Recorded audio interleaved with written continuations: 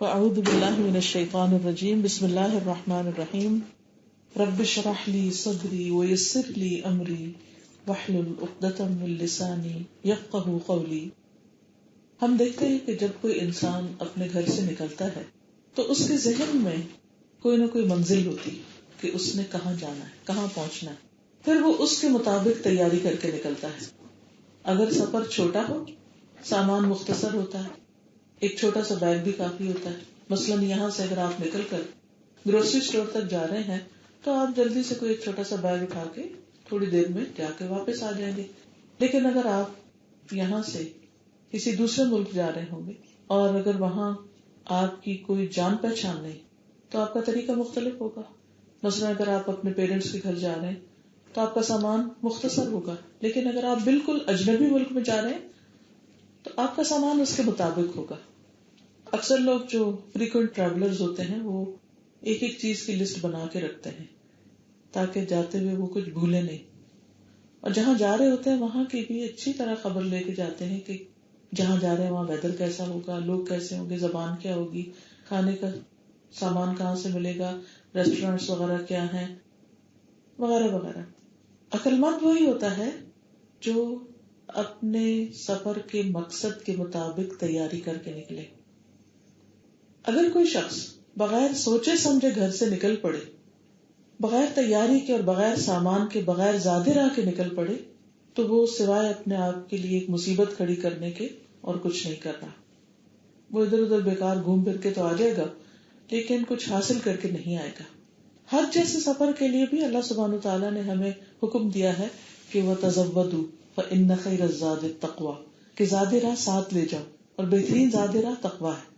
لیکن کتنی حیرت کی بات ہے کہ ہم سب زندگی کے اس سفر پر، جو کہ سب سے طویل سفر ہے اور جو ایک یقینی سفر ہے، جب اس پر روانہ ہوں گے، یعنی زندگی سے نکل کر، دنیا سے نکل کر آخرت کے سفر پر، جس کا پہلا مرحلہ موت ہے، پھر قبر ہے، پھر آگے برزخ اور جنت یا جہنم، جس کے لیے جو بھی ڈیسٹینیشن ہے جہاں اس نے پہنچنا ہے، تو اس کے لیے بھی سامان کی ضرورت ہے۔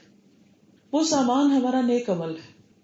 عقل مند وہی ہے جو اس سفر کے لیے بھرپور تیاری کر کے جائے، کیونکہ وہ ایک اجنبی جگہ ہے جہاں اگرچہ ہمارے بہن بھائی، رشتے دار، دوست احباب سبھی جائیں گے، لیکن ان میں سے کوئی بھی ہمیں جانے پہچانے گا نہیں، ہماری طرف دیکھے گا بھی نہیں۔ اگر ہمیں کوئی ضرورت پڑی تو کچھ بھی نہیں دے گا، ایک چھوٹی سی بھی نیکی اپنی دینے کو ہمیں تیار نہیں ہوگا۔ وہ سارے کا سارا خود ہی لے کر جانا ہے۔ ہم سب کو اس دنیا میں چند دن دیے گئے، گنے ہوئے دن ہیں، زیادہ لمبا عرصہ نہیں ہے، کیونکہ اب تک اگر ہم نے 50 سال بھی زندگی بسر کی ہے تو پیچھے پلٹ کے دیکھیں تو وہ 50 سال کہاں ہیں۔ اگر ہم انہیں گریب کرنا چاہیں، پکڑنا چاہیں، واپس لانا چاہیں، یا دیکھنا چاہیں، یا سوچنا چاہیں تو کہاں گیا وہ وقت؟ کچھ بھی تو نہیں ہاتھ میں، ایک پلک جھپکنے کی دیر لگتا ہے۔ اگر کوئی آپ سے یہ کہے، مثلا اگر آپ کے بچے کہیں کہ آپ ہمیں اپنی ساری زندگی کی کہانی سنائیں، کتنی دیر لگے گی؟ 1 گھنٹہ، 2 گھنٹے، 1 دن، 1 ہفتہ؟ نہیں، تھوڑی دیر میں ہی میں یہاں پیدا ہوئی، پھر ایسا کیا ویسا کیا کرتے کرتے تھوڑی دیر میں کہانی ختم۔ تو یہ ایک حقیقت ہے اس دنیا کی۔ اور ابھی جو آیات آپ نے سنی ہے تو اللہ تعالیٰ اس کے بارے میں فرماتے ہیں کہ اعلموا انما الحیات الدنیا، کہ جان لو کہ دنیا کی زندگی ایک کھیل تماشے کے سوا کچھ نہیں، اور زینت، رونق، اور مال اور اولاد میں ایک دوسرے کے ساتھ مقابلہ، ایک دوسرے سے آگے بڑھنا، یہ سب کچھ ایسا ہی ہے کہ جیسے بارش برسے اور بارش برسنے کے بعد زمین خوب ہریالی اگائے اور اس کو دیکھ کے دل خوش ہو جائے، اور کچھ عرصے کے بعد وہ ساری ہریالی ختم ہو کر رہ جائے۔ اور ہم ہر سال یہ منظر دیکھتے ہیں۔ برسات کے بعد آپ نے دیکھا ہوگا کہ کس طرح ہر چیز سرسبز ہو جاتی، پھر اس کے بعد جب خزاں آتی ہے تو سارے پتے جھڑ جاتے ہیں، ایسا ہو جاتا ہے جیسے کچھ تھا ہی نہیں۔ یہ ساری چیزیں اللہ تعالیٰ نے کیوں بنائی؟ اللہ تعالیٰ چاہتا تو سارے درخت ایور گرین بنا دیتا، اور اس کے لیے کچھ مشکل نہیں تھا۔ وہ چاہتا تو ایسے کائنات بناتا کہ جس میں کوئی چیز بھی زوال پذیر نہ ہوتی، لیکن آپ دیکھیں کہ کوئی چیز ہمارے کنٹرول میں ہے ہی نہیں، نہ اپنا وقت، نہ اپنی زندگی، نہ اپنی صحت، نہ اپنی جوانی، نہ اپنے تعلقات اور رشتے، کہ اگر کوئی ہم سے محبت کرتا ہے تو ہم اس کو روک لیں کہ ہمیشہ ہی کرنی ہے، جب چاہے اس کا دل بدل جائے، جب چاہے اس کی نگاہیں پھر جائیں.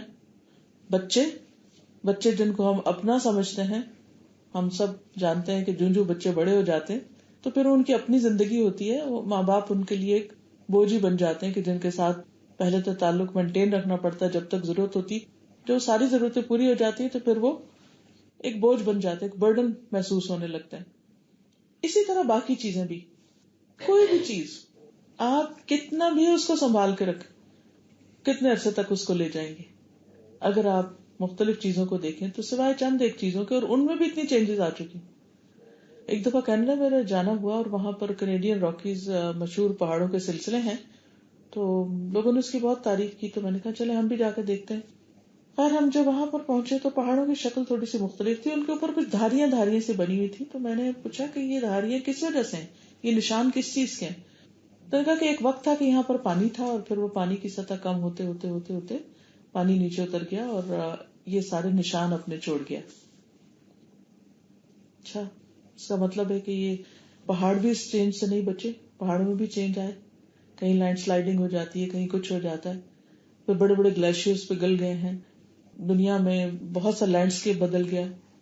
ایک اور میوزیم، نیو یارک کے ایک میوزیم میں جانے کا اتفاق ہوا تو وہاں پر انہوں نے ارتھ کے اوپر جو مختلف چینجز گزرے ہیں اس کے مختلف نقشے بنا کے رکھے ہوئے تھے کہ ابتدا میں ہماری زمین ایک ہی ٹکڑا تھی اور اس طرح کا نقشہ ایسا تھا، پھر اس کے بعد مسلسل زلزلے آئے، مختلف چینجز آئیں اور اس میں بریک آتے آتے کس طرح فاصلے بڑھتے گئے.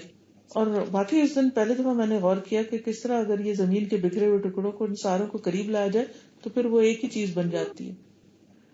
تو یہ ساری چیزیں جو ہیں جن کو ہم دیکھتے ہیں اپنی آنکھوں کے ساتھ کہ ہر چیز کے اندر ایک تبدیلی آ رہی ہوتی ہے، یہ تبدیلی کسی انسان کے بس میں نہیں کہ اس کو کنٹرول کر سکے.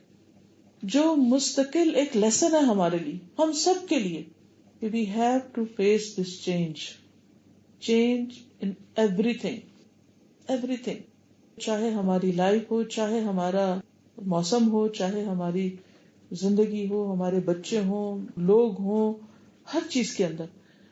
اصل بات یہ کہ ہوتا اتنے غیر محسوس طریقے سے ہے، اتنے غیر محسوس طریقے سے کہ ہمیں پتہ بھی نہیں چلتا. صبح ہوتی ہے اور ہوتے ہوتے ہوتے شام ہو جاتی ہے اور پھر صبح ہو جاتی ہے اور پھر شام ہو جاتی، اور یہ سائیکل یوں ہی چلتا جاتا ہے. اور اسی کے اندر ہمارے اندر ایسی چینجز آ جاتی ہیں کہ کہیں ہماری نظر کمزور ہو رہی ہے اور کہیں ہمارے جسم میں کچھ اور چینجز شروع ہو گئی ہیں، اور پھر ہم ریئلائز کرتے ہیں. پہلے ہم کہتے ہیں یہ کیوں ہو گئے، ہم کہتے ہیں ہاں نہیں ہم بیمار ہو گئے. نہیں، بیمار نہیں، وہ ایک پرماننٹ چینج آ چکا ہے آپ کی اپنی فزیکل باڈی کے اندر جس کو آپ نے ریئلائز نہیں کیا، اور آپ کا اس کے اوپر پورا لائف سٹائل چینج ہو گیا.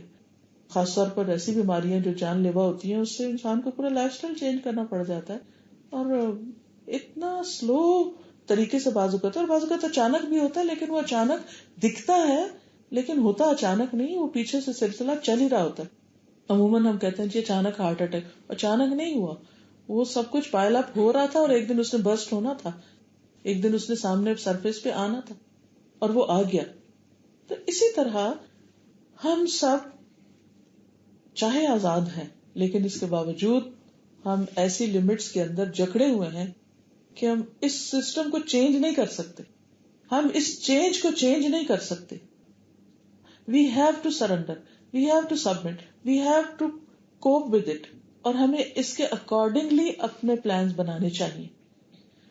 اگر تو اس چینج میں صرف یہ ہوتا کہ ایک چینج آیا پھر دوسرا آیا پھر تیسرا آیا، جیسے آپ نے دیکھا کہ رولر کوسٹر یا وہ جھولے ہوتے ہیں کہ وہ گھوم کے پھر اسی جگہ پہ آگے پھر اسی، فائن، لیکن مسئلہ یہ نہیں نا، بات یہ نہیں، بات یہ ہے کہ اس کے بعد ہمیں آہستہ آہستہ ایک کے بعد ایک سٹیپ، بچپن سے جوانی، جوانی سے بڑھاپا، بڑھاپے سے موت، موت کے بعد برزخ، برزخ کے بعد پھر دوبارہ جی اٹھنا، پھر اللہ کے حضور حساب کے لیے حاضر ہونا، پھر اس کے بعد پل کراس کرنا اور جنت یا جہنم جہاں بھی جانا ہے وہاں پر جانا.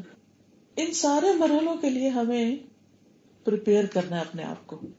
جس طرح ہم اپنی اس زندگی میں بچپن میں تیاری شروع کر دیتے ہیں جوانی کی، جوانی میں تیاری کرتے ہیں بڑھاپے کی، اور بڑھاپے میں پھر ہم کبھی تو موت کی تیاری کرتے ہیں اور کبھی بڑھاپے میں بھی کچھ لوگ نہیں کر رہے ہوتے کچھ بھی. لیکن کس نے دیکھا کہ بڑھاپا آئے گا؟ اس سے پہلے ہی کسی کو بھی جانا پڑ سکتا ہے. تو اصل پریپریشن جس چیز کی چاہیے وہ ہمارا کل ہے. اس کے لیے اللہ سبحانہ تعالیٰ نے قرآن مجید میں خود ہم سے کہا ہے کہ اے ایمان والو اللہ سے ڈرو، اور تم میں سے ہر ایک کو چاہیے کہ وہ دیکھے کہ اس نے اپنی کل کے لیے کیا تیار کیا. یعنی وَلْتَنْظُرْ نَفْسٌ مَا قَدَّمَتْ لِغَدٍ وَاتَّقُوا اللَّهَ. ہر شخص کو دیکھنا چاہیے کہ اس نے کل کے لیے کیا کیا، اور اللہ سے ڈرو. پہلے بھی اللہ سے ڈرو، کل کی تیاری کرو، اور اللہ سے ڈرو. دونوں طرف اللہ کا ڈر اور بیچ میں کل کی تیاری کی بات ہے. تو یہ ہم سب سے ریکوائرڈ ہے. یہ نہیں کہ یہ کسی مولوی نے کوئی فلسفہ گھڑ لیا یا کوئی اپنے پاس سے باتیں کر رہا ہے. نہیں، خود قرآن مجید میں اللہ تعالیٰ کا حکم موجود ہے کہ کل کی تیاری کرو، کل پر نظر رکھو کہ کل کیسی آئے گی اور کیسی گزرے گی. اس لیے عقل مند وہ ہے جو آج دیکھے کہ کل اس کو کیا چاہیے. اس کے لیے ہمیں اسی طرح پلان کرنا ہے جس طرح ہم اپنی دنیا کی زندگی میں اپنی اگلی لائف کے لیے، فیوچر لائف کے لیے پلان کرتے ہیں. ایسے ایک عورت ہونے کے حوالے سے آپ نے دیکھا ہوگا کہ لڑکیوں کو جس طرح پڑھاتے ہیں کرتے ہیں، پھر اس کے بعد ان کو شادی کے لیے تیار کرتے، پھر شادی ہوتی ہے، پھر بچے پیدا ہوتے ہیں، پھر بچوں کی آگے ہوئی سلسلے شروع ہو جاتے ہیں. تو بالکل اسی طرح ہمیں اپنی آخرت کے لیے بھی یہ دیکھنا ہوگا کہ مرتے ہی پہلا مرحلہ کون سا ہے. ٹھیک ہے، فرشتے آئیں گے. ہم دن میں کتنی دفعہ سوچتے ہیں کہ وہ کون سی جگہ ہوگی، وہ میں کہاں بیٹھی ہوں گی کہ اچانک میری نظر پھر جائے گی اور مجھے انسانوں کی جگہ جان لینے والے فرشتے نظر آنے لگیں گے. چاہے اس وقت میرے پاس لوگوں کا ہجوم بھی ہو، لیکن ان میں سے کوئی ایک بھی میرے کسی کام نہیں آئے گا. نہ کوئی ڈاکٹرز، نہ کوئی دوست، نہ کوئی رشتہ دار. اس وقت وہی ڈیل کریں گے جن کو اللہ نے اس وقت اپوائنٹ کیا ہوگا، اور وہ موت کے فرشتے. اب موت کے فرشتے جو ہیں قرآن مجید سے ہمیں پتہ چلتا ہے کہ دو طرح کے آتے ہیں. ایک وہ ہیں کہ جو آ کے سلام کرتے ہیں اور آ کے خوشخبری دیتے ہیں کہ اللہ تعالیٰ تم سے راضی ہے. جو ہی یہ خوشخبری ملتی ہے تو مومن کا حال یہ ہو جاتا ہے کہ بس مجھے اب فوراً یہاں سے لے چلو، مجھے اب جانا ہے آگے کہ میرا رب مجھ سے راضی. یا ایتھا النفس المطمئنہ ارجعی الی ربک راضیۃ مرضیہ فادخلی فی عبادی وادخلی جنتی. دوسرا وہ ہے کہ وہ آتے ہیں اور شدت کا معاملہ کرتے ہیں اور مارتے ہیں اور مار کے جان نکالتے ہیں، اور جس طرح کے انسان کے اعمال ہوتے ہیں اسی کے مطابق اس سے ڈیل کر رہے ہوتے ہیں. جو اچھے فرشتے ہوتے ہیں وہ اچھا کفن لے کر آتے ہیں، خوشبودار کفن، اور جس طرح جسم کو کفن پہنایا جاتا ہے ایسے ہی روح بھی کفن میں، ریشمی کفن میں یا اچھے کفن میں لپیٹ کر آسمان کی طرف لے جاتے ہیں. اور جو بدکار انسان کے پاس فرشتے آتے ہیں اس کے پاس وہ بدبودار کفن لے کے آتے ہیں، اور جو وہ ڈیزرو کرتا ہے اس کے مطابق ہی اس کے ساتھ معاملہ کرتے ہیں. اب یہ ڈفرنس کس چیز پر ہوگا؟ ذرا خواب و خیال پر نہیں. جیسی زندگی گزاری ہوگی اسی قسم کی موت آئے گی، اور پھر جیسی موت آئے گی اسی طرح پھر انسان اپنے اگلے انجام کو پہنچے گا. پھر یہ ہے کہ اس تیاری میں یہ چیز بھی شامل ہے کہ ہم کتنی دفعہ یہ سوچتے ہیں کہ جب مجھے قبر میں اتارا جائے گا اور مٹی ڈال دی جائے گی اور میرے آس پاس کوئی بھی نہیں ہوگا اور صرف میں ہی اکیلی ہوں گی، اس وقت فرشتے آئیں گے، اٹھا کے بٹھائیں گے، سوال جواب کریں گے اور 3 سوال پوچھیں گے. من ربک، تیرا رب کون تھا؟ تو رب کے بارے میں ہم کتنا جانتے ہیں؟ ہو از رب، اور رب کا ایون میننگ کیا ہے ہم میں سے کتنے لوگوں کو واقعی پتا ہو. اور پھر ما دینوں کا، تمہارا دین کیا ہے؟ پھر دین کی کیا ڈیٹیل ہے، دین کس کو کہتے ہیں؟ بہت سے لوگ دین اور ریلیجن کو ایک ہی سمجھتے ہیں، لیکن ریلیجن تو وے آف لائف ہوتا ہے، جبکہ دین جو ہے اس سے زیادہ آگے کی چیز ہے. پھر تیسری چیز نبی صلی اللہ علیہ وسلم کے بارے میں پوچھیں گے، تمہارا رسول کون ہے؟ بلکہ آپ کی شبیہ دکھائی جائے گی اور پوچھا جائے گا کہ اس کو پہچانتے ہو؟ تو جو آپ پر ایمان لائے ہوں گے، جو آپ کو جانتے ہوں گے اچھی طرح، وہ کہیں گے کہ ہم جانتے ہیں، اور جو نہیں تو وہ کہیں گے کہ لا ادری، مجھے نہیں پتا کہ یہ کون ہے، کیا ہے، مجھے نہیں پتا رب کون ہے، مجھے نہیں پتا کہ دین کیا تھا، وہ مجھے نہیں پتا کہ رسول کون ہے. تو یہ جو 3 چیزیں ہیں ان کو عربی میں کہتے ہیں الاصول الثلاثہ، 3 پرنسپلز، 3 کوسچنز ہر مسلمان پر جن کا جواب سیکھنا فرض ہے. وہ حدیث آپ نے پڑھی ہوگی کہ طلب العلم فریضۃ علی کل مسلم، علم حاصل کرنا ہر مسلمان پہ فرض ہے. تو وہ کون سا علم ہے جو فرض کے درجے میں؟ تو اس میں کچھ دینی علوم فرض کے درجے میں، کچھ دنیا کے علوم بھی فرض کے درجے میں، لیکن وہ فرض کفایہ کے درجے میں. جتنے بھی دنیاوی علوم ہیں یہ سب فرض کفایہ. فرض کفایہ یہ کہ اگر چند لوگ وہ سیکھ لیتے ہیں تو باقی لوگ بھی بری ذمہ ہو جاتے ہیں. مثلا اگر چند لوگ سیکھ لیتے ہیں کہ مریضوں کا علاج کیسے کرنا ہے تو باقی لوگ اگر نہیں بھی سیکھتے تو ان پر پوچھ نہیں، کیونکہ کچھ ہے ٹیک کیئر کرنے والے. اور جیسے نماز جنازہ فرض کفایہ ہے کہ وہ کچھ لوگ اگر پڑھ لیتے ہیں تو باقی ساری بستی بھی بری ذمہ ہو جاتی ہے، لیکن اگر کوئی بھی نہیں پڑھتا تو سب کے سب گناہگار ہوتے ہیں. تو اسی طرح علوم میں بھی، اب دین میں کچھ علوم ایسے ہیں کہ اگر چند لوگ وہ حاصل کر لیتے ہیں تو سب کے لیے کافی ہو جاتے ہیں. یہ چند اسکالرز ہیں یا مفتی ہیں یا کوئی بھی، تو باقی لوگوں کے لیے آسانی ہو جاتی ہے، وہ اپنے مسئلے مسائل ان سے پوچھ لیتے ہیں. لیکن کچھ علم ایسے ہیں کہ جو ہر مسلمان کو پتہ ہونے چاہیے، اور ان میں سے ان 3 سوالوں کا جواب ہے کہ من ربک، ما دینک، من نبیک. یہ 3 سوال اور ان کی ڈیٹیل، اس پر بکس بھی الحمدللہ موجود ہیں. اب میں نے دیکھا کہ انگلش میں بھی کتاب موجود ہے، تو اس صورت میں جو انگلش میں کتاب ہے آپ لے کے خود بھی پڑھ سکتے ہیں. اگر کہیں ایسی کلاسز ہو رہی ہیں کہ جہاں پر آپ جا کے سیکھ سکتے ہیں تو ضرور اس کے بارے میں پتہ کیجئے، پلان کیجئے، جانیے اور اس کو جوائن کیجئے. پھر آپ دیکھیے کہ انسان کی اس پریپریشن میں، اپنی آخرت کی تیاری میں، کہ جب یہ مرحلہ طے ہو جائے گا قبر کا کہ سوال جواب سب اچھے ہو گئے، پھر اس کو قیامت تک کے لیے لٹا دیا جائے گا. اور جو اچھے حال میں ہوگا، تیاری کر کے وہاں پہنچا ہوگا. بالکل ایسے ہی کہ اگر آپ کسی ملک میں جانے سے پہلے پتہ کر لیتے ہیں کہ کس ہوٹل میں آپ کو ٹھہرنا ہے اور کس درجے کا ہے، کس لوکیشن میں ہے. اب تو الحمدللہ نیٹ پہ سب چیزیں پوری ڈیٹیل کے ساتھ، پوری پکچرز کے ساتھ، ایون چھوٹی چھوٹی ڈیٹیل میں بھی آپ کو چیزیں دیکھنا چاہیں کہ جہاں آپ نے جا کے رہنا ہے وہ آپ کو سب پتہ چلتا ہے اور آپ اس کے مطابق سلیکشن کرتے ہیں. لیکن پھر اگین آپ نے دیکھا ہوگا کہ اگر آپ برج العرب میں رہنا چاہیں تو اس کی پھر پرائس کچھ اور ہے بجائے اس کے کہ ایک عام ہوٹل میں آپ رہنا چاہیں.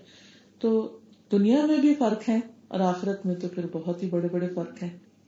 وہاں پر کس جگہ رہنا چاہتے ہیں، کس علاقے میں رہنا چاہتے ہیں، کس درجے پہ جانا چاہتے ہیں، اس کے لیے وہاں کچھ نہیں ملے گا. یہاں تیاری کرنی پڑے گی، یہاں محنت کرنی پڑے گی، اور یہاں پوری ڈیٹیل میں معلوم کرنا پڑے گا کہ اس درجے تک پہنچنے کے لیے کیا کیا چاہیے، اور پھر وہ لے کے بھی جانا ہے. وہ کوئی اور نہیں ہمیں وہاں دے گا، راستے سے کچھ نہیں ملے گا. دنیا میں تو یہ ہوتا ہے نا کہ اگر کسی وجہ سے آپ بھول گئے کچھ سامان لے جانا. میں ایک دفعہ لندن سے ٹرکی کی طرف آئی تو ٹرکی میں نے کہا کہ موسم اچھا ہی ہوگا، اتنی کیا سردی ہوگی. تو میں نے جب ٹیمپریچر دیکھا آنے سے پہلے تو لندن کے مقابلے میں وہ کم تھا، یعنی بہتر تھا. تو میں نے کہا اتنا بوجھ اٹھا کے لے جانے کی کیا ضرورت ہے، چھوڑو، جرسی بھی چھوڑو، یہ بھی چھوڑو. لیکن جب وہاں میں آئی تو پتہ چل گیا مجھے، اور فوراً ہی جا کے جرسی ورسی لی، اپنی ضرورت کا سامان لیا. لیکن دنیا میں تو مل جاتا ہے کہ آپ نہیں لے گئے تو وہاں سے لے لیں، لیکن وہاں نہیں ہے کچھ. اگر قبر میں جا کر پتا چلا کہ یہ بھی لانا تھا، اس سوال کا بھی جواب آنا چاہیے تھا، اور اس وقت ہم ریگریٹ بھی کریں کہ اتنا ٹائم گزار دیا، ہم نے کیوں نہ سیکھا، کیوں نہ جانا، کیا تھی رکاوٹ، تو کچھ بھی نہیں کر سکتے. وہاں صرف ریگریٹس ہو سکتی، پیچھے سے بھی کوئی نہیں بھیج سکتا. اب دنیا میں تو کیا ہوتا ہے، اتنی زبردست سروسز ہیں. اگر آپ 24 آورز میں کوئی چیز لینا چاہتے ہیں دنیا کے ایک حصے سے دوسرے تک، تو آپ پے کریں اور آپ منگا لیں اپنی چیز، کوئی مسئلہ نہیں ہے. اور اب تو بہت ساری دنیا میں شاپنگ اور بہت سی چیزیں ہوئی، گھر بیٹھے آپ صرف آرڈر کرتے ہیں اور آپ کے دروازے پہ پہنچ جاتی. لیکن وہاں کوئی ایسا سسٹم بھی نہیں ہے. پھر اس کے بعد جب آپ اٹھیں گے تو ہر ایک ان لوگوں کے ساتھ اٹھے گا جن سے محبت کرتا ہوگا، انہی کی کمپنی میں ہوگا. لیکن حساب کتاب کے وقت پھر الگ الگ ہوگا. اور یہ بھی یاد رکھیے کہ حساب کتاب صرف مسلمانوں کا ہے. مسلمانوں سے مراد جو بلیورز ہیں، چاہے وہ حضرت عیسیٰ علیہ السلام کے یا جو پچھلے انبیاء گزرے ہیں اس وقت کی جو امتیں. لیکن جو باقی لوگ ہیں ان کے لیے تو اتنا ہی جرم کافی ہے کہ انہوں نے اللہ کو نہیں مانا اور رسولوں کو نہیں مانا، جو بھی ریکوائرڈ تھا انہوں نے مانا ہی نہیں. اب جب سارے لوگ حساب کے لیے تیار ہوں گے تو سب سے پہلے انبیاء لائے جائیں گے، پھر اس کے بعد شہداء، اور پھر علماء، اور ان سے پہلے حساب کیا جائے گا. آپ دیکھیے کہ کبھی آپ کو کسی ٹیسٹ یا اس سے گزرنے کا موقع ملا ہوگا، کسی بھی امیگریشن سے یا کسی انٹرویو وائوا میں سے، تو جن لوگوں کا پہلے ہوتا ہے وہ اس لحاظ سے تو اچھا ہوتا ہے کہ جلدی جان چھوٹ جاتی ہے، لیکن ڈرنے کی بھی بات ہوتی ہے کہ اگر پکڑ ہو گئی تو سب سے پہلی پکڑ جو ہے وہ کتنی شدید قسم کی ہے. تو وہ لوگ جو دکھاوے کے لیے علم حاصل کر رہے ہیں، یا دکھاوے کے لیے نیکیاں کر رہے ہیں، یا دکھاوے کے لیے مال خرچ کرتے ہیں، یا لوگوں میں شہرت کے لیے جنگیں لڑتے ہیں یا شہید ہوتے ہیں، وہ سارے پکڑ لیے جائیں گے وہیں پر ہی.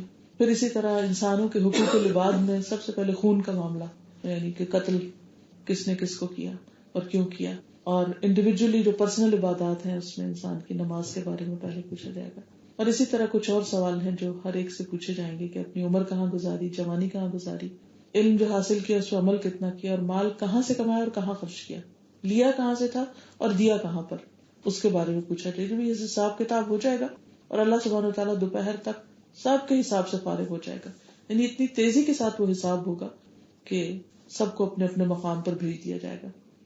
اب آپ دیکھیے کہ کچھ لوگ ہوں گے کہ جن کے پاس نیک عمل بھی ہوں گے اور برے عمل بھی ہوں گے، ان کو آراف پر کھڑا کیا جائے گا اور کہا جائے گا کہ ویٹ کرو جب تک کہ باقی لوگوں کا حساب ہو جائے. برے تو خیر چلے جائیں گے اپنے مقام کو، اچھے لوگ بھی جنت میں بھیج دیے جائیں گے. جب پل کراس ہو رہا ہوگا تو اس وقت کچھ لوگ بجلی کی تیزی سے گزر جائیں گے. جیسے کوئی لفٹ ہوتی ہے تو ایک دم سپیڈ لیس لفٹ ہوتی ہے جو اوپر فوری لمحوں میں پہنچ جاتی، اور کچھ لوگ جو ہے وہ ہوا کی رفتار سے، اور کچھ لوگ اونٹ کے اوپر جیسے دوڑنے والے اونٹ کی طرح، کچھ دوڑنے والے انسان کی طرح، اور کچھ لوگ اٹک اٹک کے چل رہے ہوں گے اور کچھ تو وہیں پر ہی گر جائیں گے. وہاں پر اس پل کے اوپر جو پل صراط ہے، صلہ رحمی آ جائے گی، یعنی رشتہ داری آ جائے گی، یعنی کہ حق لینے والوں کی طرف سے وہ ایک طرح سے ریپرزینٹ کر رہے ہوں گے. کچھ میرے ذہن میں ہمیشہ یہ جو کرینز لگی ہوتی ہے نا بڑی بڑی، مجھے اس کا کانسیپٹ آتا ہے ہمیشہ کہ آنکڑے کا لفظ آتا ہے حدیث میں کہ وہ کانٹوں کی طرح کی چیز ہوگی کہ جو ان لوگوں کو پکڑ لے گی یا وہاں سے ایک طرح سے مطالبہ کرے گی کہ تم لوگ آگے نہیں جا سکتے، اور ان کو پکڑ کے وہ نیچے پھینکے گی کہ پہلے اپنی سزا بھگتو پھر آگے چلنا. پھر اسی طرح یہ کہ جو لوگ وہاں سے گزر جائیں گے اور ان کا حساب کتاب آسان ہو جائے گا، آگے جا کر پھر وہ لوگ جن کے آپس میں دونوں ہی نیک ہیں لیکن آپس میں چپلشیں تھیں یا آپس میں کوئی ناراضگیاں تھیں، ان کا حساب صاف کیا جائے. کیونکہ جنت میں کوئی ایسا بندہ نہیں جا سکتا جس کے دل میں بغض، کینہ، نفرت، حسد، کبر ہو. حتیٰ کہ اگر کسی کے دل میں رائی کے دانے کے برابر بھی تکبر ہے تو اس کی بھی انٹری بین ہوگی، آگے نہیں جا سکتے. تو ان معاملوں میں بہت محتاط ہونے کی ضرورت ہے. اور اس کا حل کیا ہے کہ انسان دوسروں کو معاف کرتا چلا جائے تاکہ دوسرے ہمیں معاف کر دیں. بہرحال معاف کرنے کے باوجود بعض اوقات دل میں کچھ چیزیں رہ جاتی ہیں. انسان جب اس انسان کو سامنے آتا ہے وہ دیکھتا ہے تو وہ پھر اس کو کوئی پرانی باتیں یاد آ جاتی ہیں. ایسی صورت میں جنت میں رہ کے پھر اگر پرانی باتیں یاد آ گئی تو پھر تو گزارا مشکل ہے. جنت میں بھی انسان دکھی رہے تو پھر جنت کا فائدہ کیا؟ کیونکہ جنت کو اللہ نے ایسی جگہ بنایا کہ جہاں کوئی دکھ، کوئی غم، تکلیف، پریشانی، کوئی بیڈ فیلنگ ہوگی نہیں کسی کے اندر، کسی کے لیے بھی. اور دنیا میں آپ دیکھیں سب سے زیادہ مشکل امتحان کیا ہے؟ لوگوں کے لیے فتنہ، لوگوں سے سب سے زیادہ تکلیف پہنچتی ہے انسانوں کو. تو بہرحال وہاں پر پھر ایک نہر ہوگی جس میں ان لوگوں کے دل دھوئے جائیں گے اور صاف ستھرا پار کر کے پھر ان کو جنت میں بھیجا جائے گا. جنت اصل ٹھکانہ ہے، جنت اصل گھر ہے، جنت اصل مقام ہے، اور ہے مشکل راستہ، تکلیفوں سے بھرا ہوا ہے اور سخت مشقت اور محنت مانگتا ہے. لیکن ایک دفعہ جو اس میں انٹر ہو جائے وہ کبھی اس سے نکلنا نہیں جائے گا. قرآن مجید میں آتا ہے لا یبغون عنہا حولا، وہ وہاں سے ٹلنا ہی نہیں چاہیں گے، ہٹنا ہی نہیں چاہیں گے، کہیں ادھر ادھر جانا ہی نہیں چاہیں گے، ہمیشہ وہاں رہنا چاہیں گے. آپ دیکھیں دنیا اتنی خراب سی جگہ ہے، یہاں سے کوئی نہیں جانا چاہتا. جتنے بھی دکھوں میں رہے تو وہاں سے تو پھر جہاں کوئی دکھ ہی نہیں کیوں کوئی نکلے گا. اور پھر ہر روز ایسی نئی چیزیں ہوں گی کہ انسان کبھی بور نہیں ہوگا. دنیا میں کیا ہوتا ہے، انسان کی ہر چیز لمیٹڈ ہے، ٹیسٹ لمیٹڈ، دیکھنے کی قوت لمیٹڈ، سننے کی لمیٹڈ، زندگی لمیٹڈ. اور جو بھی ہماری نعمتیں، ایک چیز کتنی بھی پسندیدہ اگر 2 سے تیسرے دن کھانی پڑ جائے ہمارا موڈ خراب ہو جاتا ہے کہ روز ہی کھائیں. اسی طرح خوشبو بھی آپ تھوڑی دیر سونگتے رہے تو آپ نیوٹرل ہو جاتا ہے، کچھ بھی باقی نہیں رہتا. باقی چیزیں بھی اسی طرح. لیکن جنت میں انسان کو اتنی طاقت دے دی جائے گی کہ جس میں اگر خوشبو میں ہے تو خوشبو کا احساس ختم نہیں ہوگا، اگر کچھ کھا رہا ہے تو اس کا ٹیسٹ ختم نہیں ہوگا، اگر کچھ پہن رہا ہے تو پہن کے بور نہیں ہوگا. یعنی کوئی بھی چیز ایسی نہیں کہ جو انسان کو بادر کرے، یہ جہاں انسان کے لیے پریشانی کا باعث. لیکن اس کی قیمت بہت زیادہ ہے. نبی صلی اللہ علیہ وسلم نے فرمایا کہ سنو اللہ کا سودا بہت مہنگا ہے. اللہ ان سلعۃ اللہ غالیہ، اللہ کا سودا بہت مہنگا ہے اور وہ اللہ کا سودا جنت ہے. تو جو جنت کا سودا کرنا چاہتا ہے، جیسے قرآن مجید سورۃ توبہ میں بھی آتا ہے ان اللہ اشتری من المؤمنین انفسهم واموالهم بان لهم الجنہ، اللہ نے خرید لیے مومنوں کے جان و مال کیونکہ ان کے لیے جنت ہے. تو جب انسان جان و مال کا سودا کر لیتا ہے اللہ کے ساتھ کہ ٹھیک ہے نہیں بھی مجھے کوئی چیز پسند مگر اللہ کو پسند ہے تو مجھے کرنی ہے، کیونکہ میں نے تہیہ کر لیا کہ بس میں نے اللہ کو راضی کرنا ہی. کہ کچھ چیزیں ہماری عقل میں نہیں آتی، کچھ چیزیں ہمیں پسند نہیں آتی، کچھ چیزیں ہماری مرضی کے مطابق نہیں ہوتی، تو پھر ہم کبھی لوگوں کی پسند کے پیچھے چلنے لگتے ہیں، کبھی اپنی ڈیزائر سے، کبھی کسی کے. تو جنت کی قیمت کیا ہے کہ اپنا نفس، اپنا آپ اللہ کے حوالے کر دو، اس کو دے دو کہ بس ٹھیک ہے جو آپ چاہیں گے میں وہی کروں گی. اب دیکھیے کہ دنیا میں اگر ہمیں کوئی ایسی جگہ ملنی ہو تو اس کے لیے ہم ہر چیز چھوڑنے کو تیار ہو جائیں گے. یہ وجہ ہے کہ آپ دیکھیں کہ بعض لوگ کسی خاص ملک کی امیگریشن لینے کے لیے اپنا نام تبدیل کر دیتے ہیں، اپنے ریلیجن کو چینج کر دیتے ہیں، طور طریقوں کو، کیا ہے صرف چند سال کی زندگی کے آرام کے لیے. جنت تو ہمیشہ کا سودا ہے. کیا اس کے لیے ہم اپنی کچھ خواہشات کو نہیں چھوڑ سکتے؟ کیا اس کے لیے ہم اپنی کچھ نیند نہیں قربان کر سکتے؟ کیا اس کے لیے ہم کچھ تھوڑا بہت کھانا پینا قربان نہیں کر سکتے؟ کیا اپنی چند ایک پسند کی چیزیں، کہ اللہ تعالیٰ نے یہ تو نہیں کہا ہر اپنی پسند کی چیز چھوڑ دو، نہیں، چند ایک چیزیں جو اس کو پسند نہیں بس وہ چھوڑنی. تو جو شخص اس میں سنسیئر ہو جاتا ہے، سچا ہو جاتا ہے کہ ہاں واقعی اس کو وہ مقام چاہیے، تو اس کے لیے پھر کوئی بھی قربانی مشکل نہیں رہتی. اصل بات ہے ارادے کی. سورۃ بنی اسرائیل میں اللہ تعالیٰ فرماتے ہیں من اراد الآخرۃ وسعى لها سعيها وهو مؤمن فأولئك كان سعيهم مشكورا. جو آخرت کا ارادہ کر لے کہ بس میں نے وہاں گھر لے کے ہی چھوڑنا ہے، وہاں جا کے ہی دم لینا ہے، وهو مؤمن وسعى لها سعيها، اور اس کے لیے کوشش کرے جتنی کوشش کرنی چاہیے، یعنی مطلوبہ ایفرٹ بھی جتنی رقم چاہیے وہاں کے لیے بس وہ جمع کر لے کسی طرح. تو ایسے لوگوں کی کوششوں کی قدر کی جائے گی، یعنی پھر ان کی کوششیں کامیاب ہو جائیں گی. تو اصل بات یہی ہے کہ ہم اس بات کی گریوٹی کو، اس بات کی سنجیدگی کو، اہمیت کو سمجھنے کی کوشش کریں کہ ہمارے لیے اسکیپ کی کوئی جگہ نہیں ہے کہ ہم کوئی شارٹ کٹ اختیار کریں یا کوئی ادھر ادھر نکل جائیں یا کسی اور کے دامن میں پناہ لے کے وہاں پہنچ جائیں. اللہ تعالیٰ نے ایسا کوئی شارٹ کٹ قرآن مجید میں نہیں بتایا.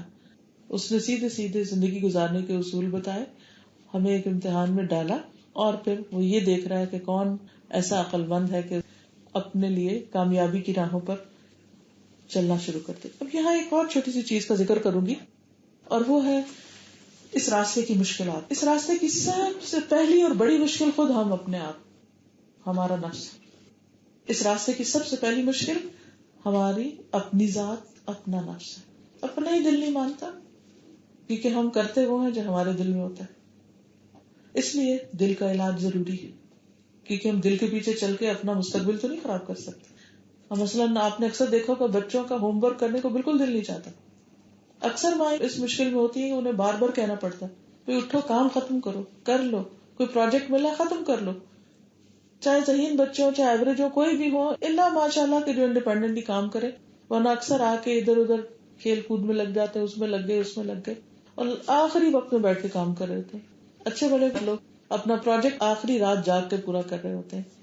لیکن دنیا میں تو چلو ہمیں پتا ہوتی ہے ڈیڈ لائنز، لیکن موت کا تو پتہ نہیں نا، کسی وقت بھی آ سکتی. تو اگر ہمارا دل ٹھیک ہو جائے تو ساری مشکل آسان ہو جائے.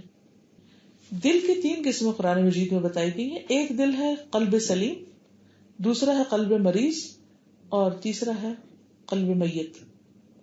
قلب سلیم کامیابی کے لیے ضروری. قرآن مجید میں اللہ تعالیٰ فرماتے ہیں یوم لا ينفع مال ولا بنون الا من اتى الله بقلب سلیم. جس دن مال اور بیٹے کام نہیں آئیں گے مگر وہ جو اللہ کے پاس سلامت دل لے کر آیا. دوسرا قلب مریض، جو منافق کا دل ہوتا ہے. سورۃ البقرہ کے شروع میں اللہ تعالیٰ فرماتے ہیں فی قلوبہم مرض، ان کے دلوں میں ایک بیماری. وہ بیماری کیا ہے؟ شک کی. دین کے معاملے میں شک، اللہ کی بات پہ شک، آخرت کے معاملے میں شک، ہر چیز میں شک.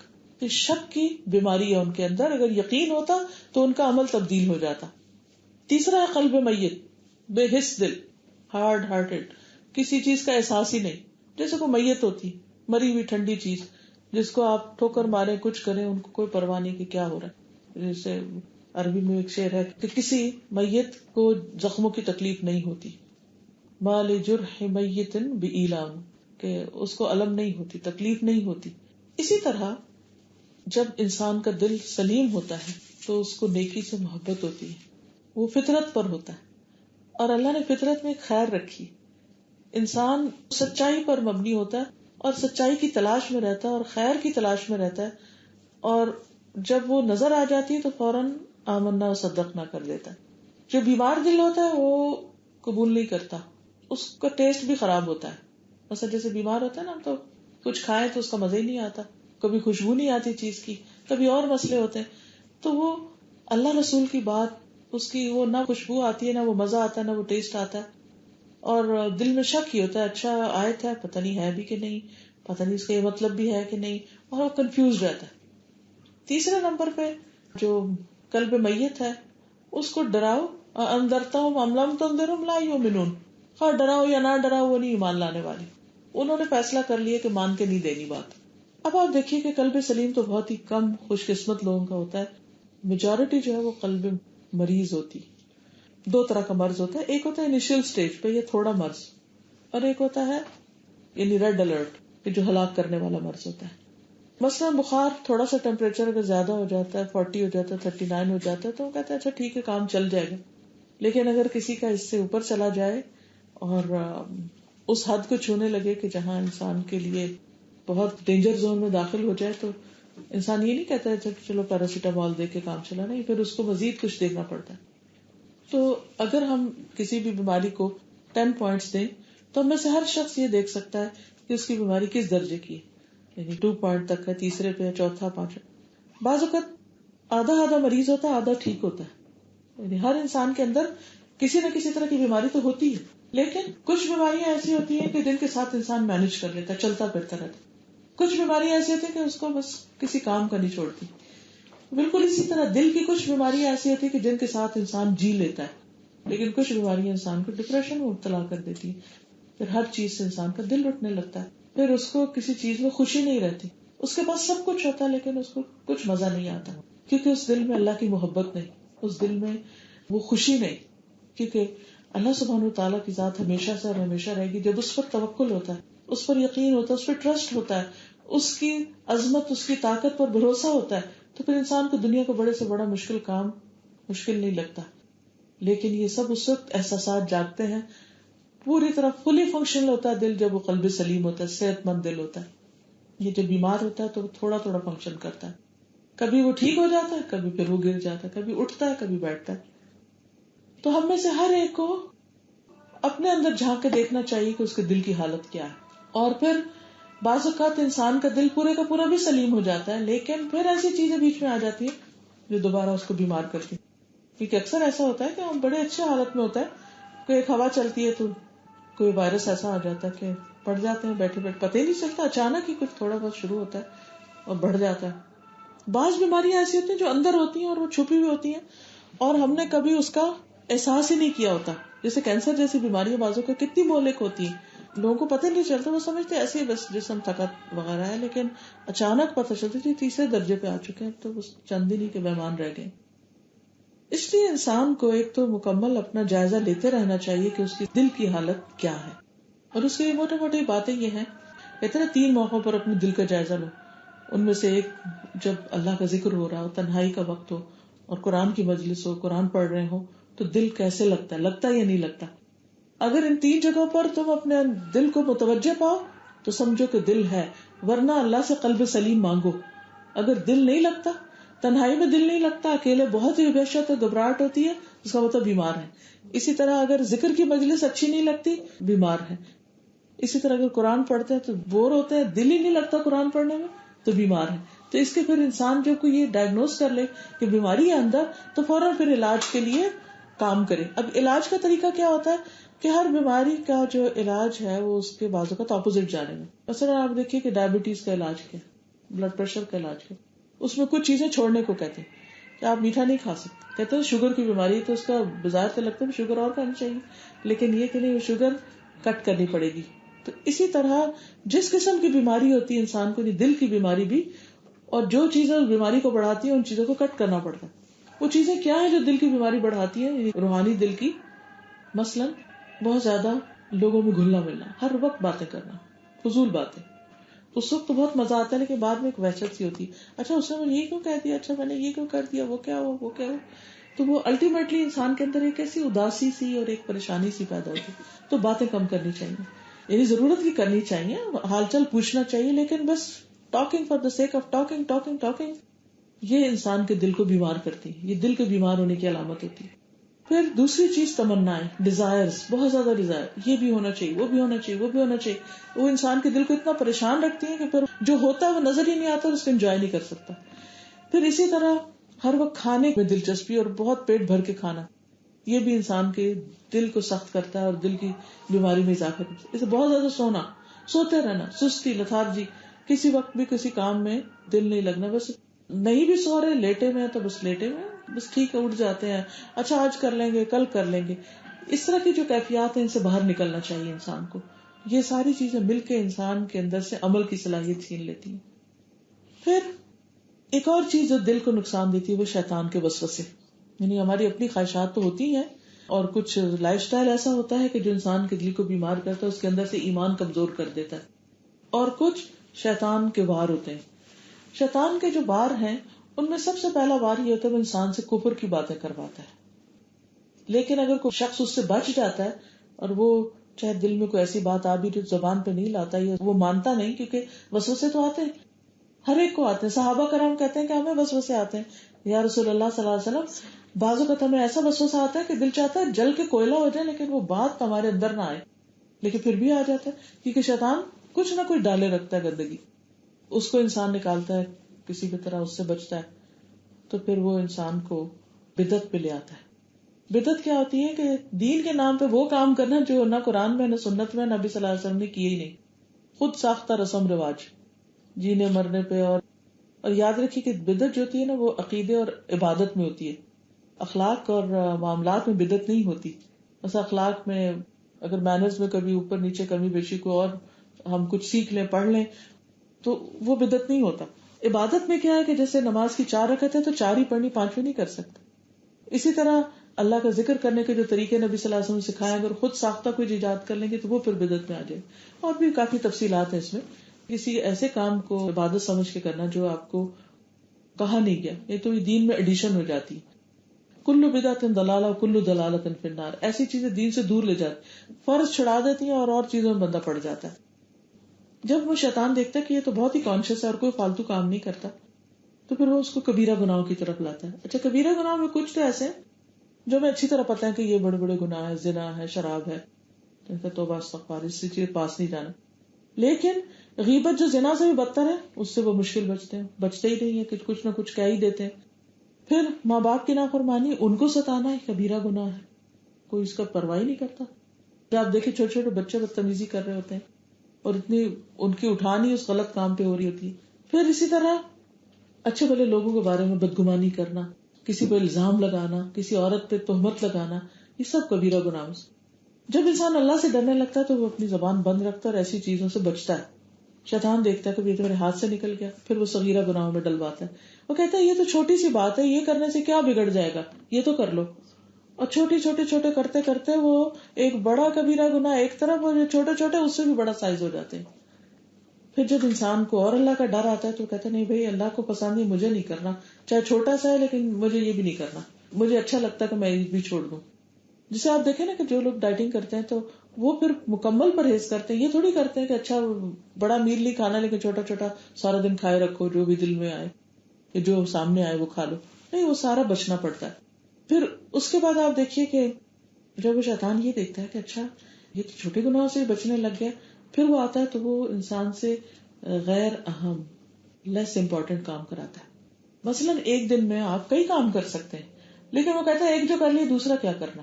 مثلاً حضرت ابو بکر رضی اللہ تعالیٰ عنہ تھے کہ ایک دفعہ آپ نے فرمایا کہ لوگوں میں کچھ ایسے بھی ہوں گے کہ جو جنت کے ہر دروازے سے بلائے جائیں گے. ویسے تو ہر شخص ایک دروازے سے بلایا جائے گا جس میں وہ سب سے آگے ہوگا. تو لوگوں نے کہا کہ وہ کون ہوگا؟ تو آپ نے فرمایا جیسے ابو بکر. تو ان کو بڑی حیرت تھی کہ یہ کیوں ہر دروازے سے بلائے جائیں گے. اچھا تو آپ نے پوچھا مجلس میں کہ آج روزہ کس نے رکھا؟ تو انہوں نے کہا کہ میں نے رکھا ہوا. اچھا آج جنازہ کس نے پڑھا؟ کہ مجھے پتا چلا تو فلاں فوت ہو گئے تو پڑھ کے آئے. اچھا آج عیادت کس نے کی مریض کی؟ تو نے کہا کہ میں نماز کے لیے آ رہا تھا تو راستے میں کسی بیمار کا پتہ چلا تو میں نے کہا حال پوچھتا جاؤں. اچھا آج صدقہ کس نے کیا؟ انہوں نے کہا میں نے کیا. یعنی آپ نے جتنی بھی باتیں پوچھی ان سب پہ انہوں نے کہا کہ میں نے کیا. اب آپ دیکھیے کہ ایسا نہیں تھا کہ وہ بہت ہی ایکسیپشنل کیس تھے. It's a matter of care, ایک شوق کہ مجھے کرنا ہے, ارادہ کر لے انسان. نیکی کی کتنی اپرچونٹیز ہوتی ہیں, لیکن ہم کہتے ہیں آج روزہ جو رکھا ہوا تو آج سو کے دن گزارنا ہے, باقی کام کیا کرنے, روزہ جو رکھ لیے. یا صدقہ خیرات کے اللہ نے اگر ہم کو توفیق دی, ہم چیریٹی کے بہت سے کام کرتے ہیں تو ہم کہتے ہیں نماز کیا پڑھنی, چیریٹی بہت ہے. کچھ لوگ نمازیں بڑی پڑھ لیتے ہیں تو وہ کہتے ہیں چیریٹی کیا کرنی ہے, ہماری نمازیں کافی ہیں. تو یہ شیطانی وسوسے ہوتے ہیں جو انسان کو بس ایک کام پہ لگا دیتے ہیں اور باقی کام اس سے چھڑا دیتے ہیں.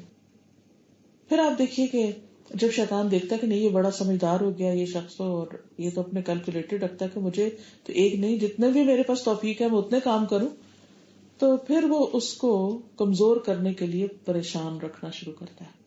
پریشان کیسے رکھتا ہے کہ جو اس کے بہت قریبی لوگ ہوتے ہیں ان کے دلوں میں جا کے اس کے خلاف وسوسے ڈالتا ہے. ہسبینڈ ہو سکتا ہے, بچے ہو سکتے ہیں, دوست ہو سکتے ہیں, گھر کے کام کاج کرنے والی ہو سکتے, میڈز ہو سکتے, کوئی بھی ہو سکتے ہیں, اور ان کے ذریعے وہ اس کو پریشان کرتا, غمگین کرتا. ہوتا کیا, آپ نے تہجد بھی پڑھی, آپ نے روزہ بھی رکھا, آپ نے صدقہ بھی کیا, آپ نے امی کو کال بھی کیا, اپنے پیرنٹس کے حقوق بھی دیے, نیبرز کو بھی کچھ بھجوا دیا, سب کے ساتھ بڑا اچھا چل رہا تھا. کہ اتنے میں میڈ نے کوئی ایسا کام خراب کر دیا کہ آپ کو وہ غصہ آیا کہ آپ بول کے سب ٹھنڈا کر دیا. اب اس موقع پر ٹیمپر لوز کر دینا بعض اوقات ساری نیکیوں کو برباد کر دیتا ہے, بڑے بڑے کاموں کو زیرو کر دیتا ہے, کیونکہ یہ سخت قسم کا ٹیسٹ ہوتا ہے. اور شیطان اس طریقے سے ہمارے اوپر حملہ ہو رہا ہے اور پاگل کر دیتا ہے. بعض اوقات جب کر بیٹھتے ہیں پھر کہتے ہیں یہ کیا ہوا. دی ادر ڈے میں کسی کے ساتھ معاملہ کر رہی تھی اور میں اچھی بلی کھڑی تھی, میں نے کچھ کاؤنٹ کرنے کے لیے دیا تو اس نے کاؤنٹ کیا تو میرے خیال سے وہ کاؤنٹنگ ٹھیک نہیں تھی. میں نے کہا don't you know how to count, اور میں تھوڑی سی روڈ سی ہو گئی نا. فوراً مجھے ریئلائز ہے, میں نے کہا مجھے کوئی حق ہے کہ میں کسی کو اخلاق کے درس دوں؟ اگر میں اس موقع پر بے صبری ہو کر میں یہ بھی تو پوچھ سکتی تھی کہ آپ دوبارہ کاؤنٹ کریں, آپ کی کاؤنٹنگ ٹھیک نہیں. مجھے کس نے یہ حق دیا کہ میں اس قسم کے الفاظ اختیار کروں؟ تو پھر بعد میں تھوڑی سی مجھے جب ہوش آئی تو میں نے سوری کیا کہ ریئلی سوری, میری مسٹیک ہے. تو جا کے میرا ضمیر تھوڑا چین میں آیا کہ معافی مانگ کے میں ہٹ رہی ہوں یہاں سے. لیکن ایسا وار ہوتا ہے کہ انسان کو اس وقت بھول ہی جاتا ہے, آؤٹ آف بلو پتہ نہیں کہاں سے کوئی چیز آ جاتی ہے کہ انسان اس وقت کبھی جذبات میں آ جاتا ہے, کبھی غصے میں آ جاتا ہے, کبھی کوئی اور حکم لگا دیتا ہے, کبھی ججمنٹل ہو جاتا ہے. ہاں وہ میں تمہیں بتاتی ہوں, فلاں تو ایسا ہی, اس نے تو مجھے پہلے سے پتا تھا وہ یہی کرے گا تمہارے ساتھ. بھائی مجھے کہاں سے پتا تھا, کیا میں عالم الغیب ہوں, میری کیا اتھارٹی؟ لیکن ہم ازیوم کرتے رہتے ہیں نا, اور پھر ایک دن آ کے بول بھی دیتے ہیں جو assumptions ہوتی ہیں ہماری, اور پھر ہم ریئلائز بھی نہیں کرتے کہ ہم نے ناحق کسی کے اوپر بات کر دی ہے. تو یہ اس قسم کی جو سچویشنز میں ہم پڑ جاتے ہیں اور ان میں ہمارے جو ریئیکشنز ہوتے ہیں بعض اوقات وہ غلط ہوتے ہیں, اور یہ شیطان کا اتنا سخت وار ہوتا ہے. اور پھر بعض اوقات آپ دیکھیں گے کہ بلا وجہ ہی بچہ ضد کرے جا رہا ہے, کوئی وجہ ہی نہیں. اچھا بلا شوہر ساری زندگی ٹھیک رہا, اور اب پتہ نہیں اس کو کیا ہو گیا, ایک دم اس کو غصہ آنے لگ گیا روز, اور آپ کو بھی جواب میں غصہ آنے لگ گیا. آپ کی امی جو ساری زندگی آپ کے ساتھ محبت اور مہربانی کرتی رہی, پتہ نہیں ان کو کیا ہو گیا کہ وہ آپ سے ناراض رہنے لگ گئی, کس نے ان کے کان بھر دیے آپ کے خلاف. ہوتا پتہ کیا ہے, ان پیاروں کا غصہ انسان نہیں دیکھ سکتا. محبت کرنے والی ہستیوں کے اندر جب ذرا بھی چینج دیکھتا ہے نا تو انسان بہت اپسٹ ہو جاتا ہے. ہم کہتے ہیں کہ ہسبینڈ کی نظر ادھر سے ادھر ہو, قیامت. ماں کی نظر ذرا سی بھی, ماں کی توجہ ادھر سے ادھر ہو, نو نو نو نو وے, یہ نہیں ہو سکتا زندگی میں. ہم نے تو ساری زندگی ان کی محبتیں کمائی اور اب یہ ہمارے ہاتھ سے وغیرہ وغیرہ. لیکن ہم یہ بھول جاتے ہیں کہ یہ دراصل شیطان ہے جو ہمیں یہ اس طرح دکھا رہا ہے اور ان کے اندر یہ چیز لا رہا ہے تاکہ یہ ایسا الجھے کہ کسی کام کے نہ رہے, بیکار ہو جائے. اب آپ دیکھیے کہ جب آپ رات سونے لگے اور آپ کو کوئی ایسا خیال وسوسہ آ گیا کہ آپ کی تو نیند ہی اڑ گئی, تو نتیجہ کیا ہوگا؟ صبح تہجد پہ کیسے اٹھیں گے؟ اور اگر اٹھے بھی تو آپ کے پڑھنے میں کوئی وہ جان ہی نہیں ہوگی. پھر وہ کچھ ایسی چیز کرائے گا کہ کوئی اور نیکی چھٹ جائے گی، کوئی اور ہاتھ سے چھٹ جائے گی، پھر ہم آخر میں کہیں گے میں تو پوری نہیں پڑتی، میں تو کر ہی نہیں سکتی، میں تو اپنے آپ سے فیڈ اپ ہو گئی ہوں. اتنا کرتے ہیں اور پھر ایک دن بات کر رہے کیا فائدہ کچھ کرنے کا، کرنا ہی نہیں چاہیے. تو یہ جو کیفیت ہوتی ہے وہ تو شیطان کو مقصد میں کامیاب کر دیا ہم نے کہ کرنا ہی نہیں چاہیے. یہ تو حل نہیں ہے، کیے بغیر کیسے پہنچیں گے منزل، یہ تو ساتھ لے کے ہی جانا ہے، اس کی تو ضرورت ہے ہمیں، اس کے بغیر تو ہم نہیں جی سکتے. تو جیسا بھی ہے کچھ نہ کچھ کرنا تو ہے ہی. تو this life is a big big test, it's not easy. اللہ تعالیٰ ہر طریقے سے بندے کو آزما کے کھرا کھوٹا الگ کر کے واقعی جو پروو کرے گا پھر اس کو بہترین نعمتوں سے نوازے. اور باقی یہ ہے کہ ہم سب انسان ہیں، ہم سب کمزور ہیں. ہاں، ان کمزوریوں کے باوجود ہمیں ارادہ کر لینا چاہیے اور اللہ سے توفیق مانگنی چاہیے.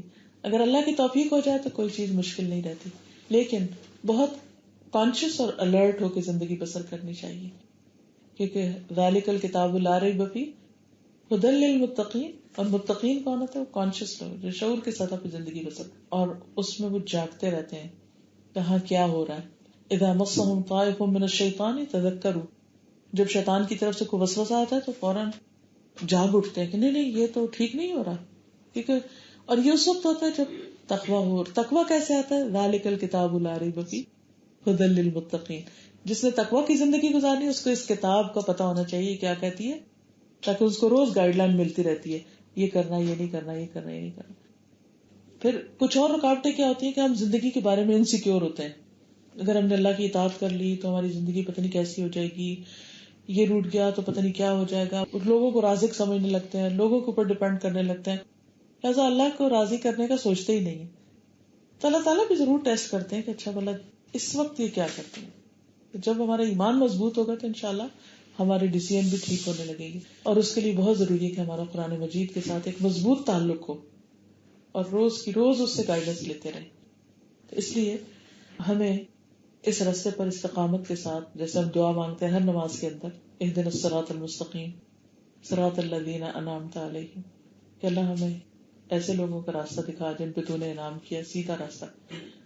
کیونکہ جو رول ماڈلز ہوتے ہیں، یہ جو ایگزامپلز، لیونگ ایگزامپلز ہوتی ہیں، لیونگ سے مراد کچھ لوگ مر کے بھی لیونگ ہوتے ہیں، اس سینس میں کہ وہ اپنی مثالیں چھوڑ جاتے ہیں دنیا میں. وہ خود چلے جاتے ہیں لیکن وہ کبھی اپنے کاموں کی شکل میں، کبھی اپنے اعمال کی شکل میں وہ لوگوں کے بیچ میں ایک مثال ہوتے ہیں. تو ان لوگوں کی زندگیاں جو ہیں وہ ہمارے لیے ایک بہترین نمونہ ہے کہ وہ کر گئے تو ہم بھی کر سکتے ہیں. انسان کو ایک انسینٹیو ملتا ہے نا کہ اگر انہوں نے کیا تو انشاءاللہ ہم بھی کر لیں گے، لیکن اس کے لیے نیت اور ارادہ ضروری ہے.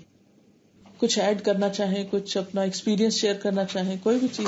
میرا کوشچن ہے کہ آپ ایجوکیشن میں زکوٰۃ دے سکتے ہیں؟ کوئی بھی بچہ ہے، جیسے کوئی اس کو آپ پڑھانا چاہتے ہیں، اگر اس بچے کے پیرنٹس اس کو نہیں پڑھا سکتے اور وہ بچہ ڈیزرونگ ہے، کیونکہ زکوٰۃ جو ہے وہ فقراء اور مساکین کو دی جاتی ہے. فقیر جس کے پاس کچھ بھی نہ ہو، لیکن مسکین جس کے پاس ہو مگر وہ اپنا پورا سب کچھ نہیں کر سکتا، تو اس صورت میں دے سکتے ہیں.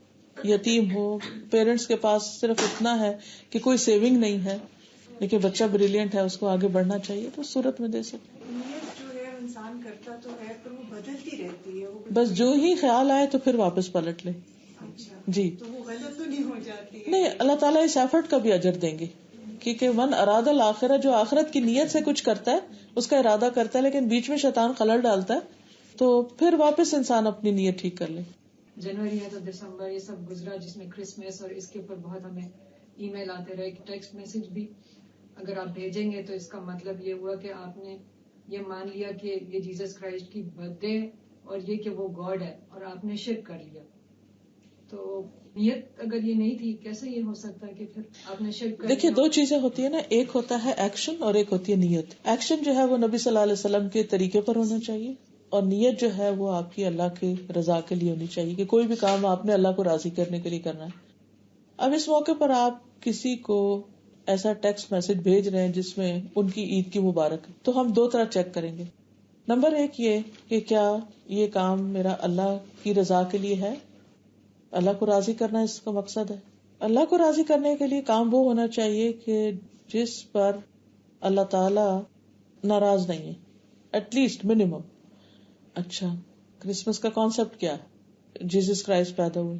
جیسس کرائسٹ کو کیا سمجھتے ہیں؟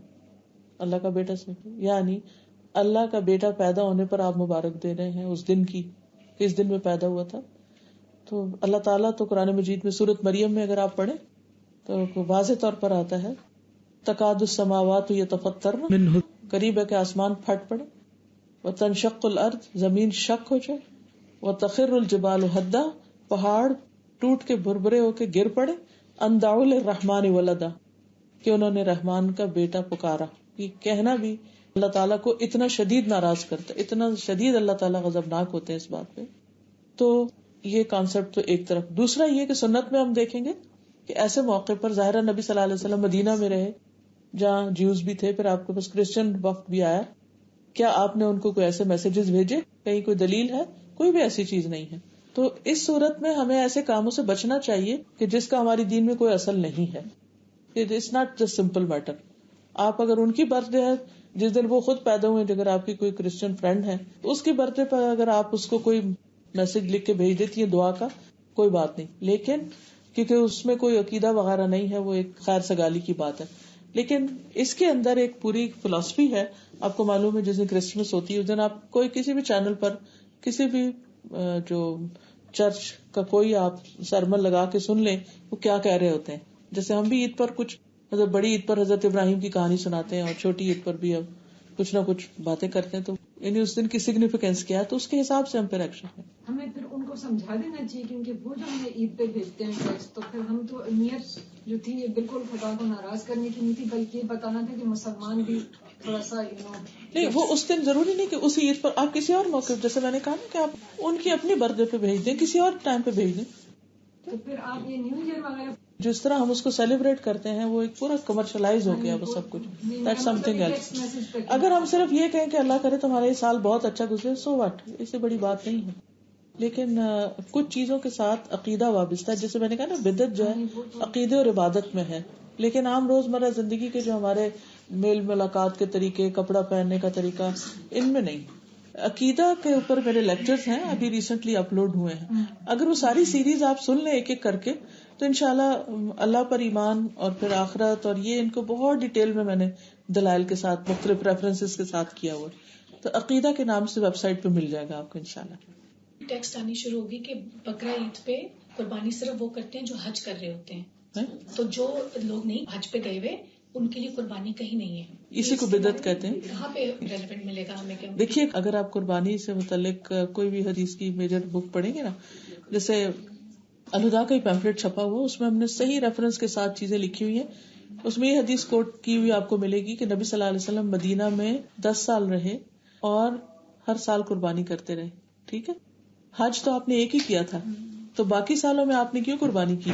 صحابہ نے پوچھا کہ ما هذه الاضاحی، یہ قربانیاں کیا ہیں؟ آپ نے فرمایا ملت ابینا ابراہیم، ہمارے باپ ابراہیم کا طریقہ ہے. تو ہم اس سنت کو فالو کرتے ہیں. یہ سنت ابراہیمی ہے قربانی. جو ایک اور سوال تھا، کسی نے پوچھا کہ ان کے جو میاں ہیں وہ کام کرتے ہیں، اس میں ان کا جو بڑا بزنس ہے اس میں وہ شراب بھی بیچتے ہیں، تو وہ پوچھ رہی جیسے کہ ہم نیک عمل کرتے ہیں تو وہ قبولیت اللہ پہ ہے، تو وہ اس کے لیے کیا کر سکتی ہیں؟ تو وہ اگر عمرے پہ جاتی ہیں یا حج پہ جاتی ہیں تو how does that affect her because obviously she's dependent on him. بس وہ نیت کر لیں کہ جو اس میں سے حلال کیسا. اگر تو پیورلی سارا ہی بزنس یہی ہے پھر تو ٹھیک نہیں ہے. لیکن اگر کچھ حلال ہے کچھ حرام ہے، تو یہ اکثر مسئلہ ہوتا تھا کہ کسی کے گھر گئے ہیں، مکس چیزیں ہیں، کیا کیا جائے. تو اس میں جو مجھے فائنل چیز جو پتہ چلی تھی وہ یہی کہ اس میں سے جو حلال ہے وہ انشاءاللہ مہمان کی طرف اور بیوی اور بچے جن کا اپنا کوئی اس میں نیت ارادہ نہیں ہے اس پہ جائے گا، اور غلط کام کرنے والا خود ذمہ دار ہوگا باقی چیز کا. اور اس میں ان کی اپنی لیونگ بھی بیچ میں آ جاتی ہے. جی بس اس میں ایک ضرورت کے مطابق لیں. ایک کوسچن کہ جیسے آپ حج کا ارادہ کرتے ہیں اور اگر میاں بینکر ہے تو اس کی کمائی سے حج ہو سکتا ہے یا نہیں؟ حج تو اپنے مال سے ہوتا ہے ویسے بھی، تو عورت کے پاس اپنا مال، فرض اسی پہ ہے. ہاں اکثر جاتے تو اسی کے پیسے سے، لیکن یہ کہ فرض نہیں ہے آپ کے اوپر نا. اگر آپ کے پاس اپنا مال نہیں، فرض نہیں ہے. اس کے ساتھ ہی میں اجازت چاہتی ہوں. اللہ تعالیٰ سے دعا ہے کہ وہ ہمیں باعمل بنائے. وآخر دعوانا الحمد للہ رب العالمین. سبحانک اللہم وبحمدک اشہد ان لا الہ الا انت استغفرک واتوب الیک.